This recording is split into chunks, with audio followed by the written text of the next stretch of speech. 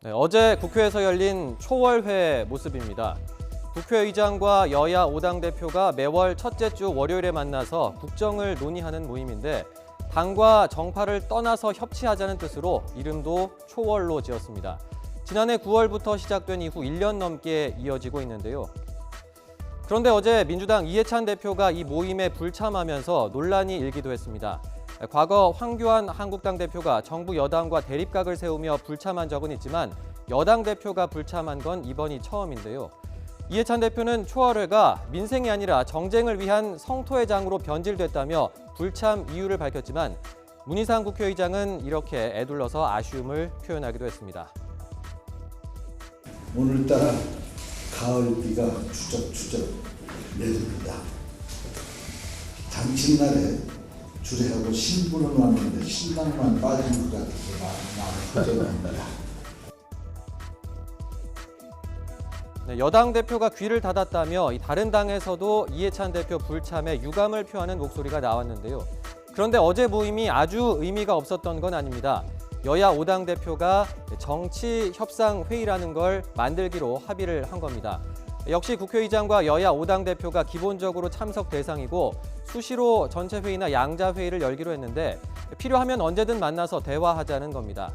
이렇게 여야 5당 대표 간의 소통의 물꼬가 트이면 나중엔 대통령과 당 대표들이 만나는 영수회담으로 이어질 수 있다는 전망도 나옵니다.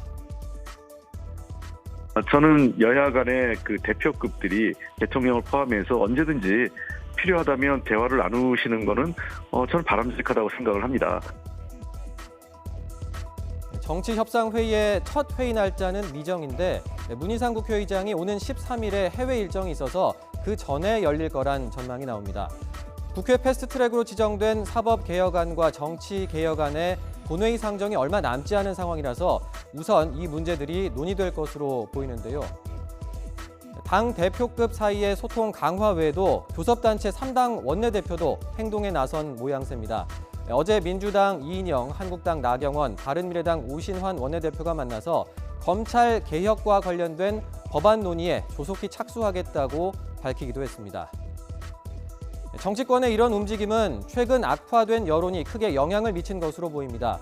여의도 정치는 사라지고 광장 정치가 그 자리를 메우고 있다는 비판이 연일 나오고 있죠. 뒤늦게 국회의 존재 이유를 증명하기 위해서 부랴부랴 움직이는 모습이지만 과연 해법을 찾을 수 있을지는 미지수입니다. 조국 장관 국정조사와 검찰 개혁 등을 두고 여야가 한치의 양보 없는 대치를 이어가고 있기 때문입니다.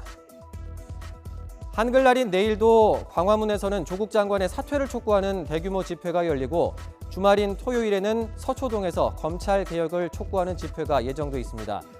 이제라도 정치권이 대결과 갈등을 수습해보겠다며 노력하는 모습은 다행이지만 그동안의 전례를 보면 또 선뜻 기대감을 갖기 어려운 것도 사실인데요.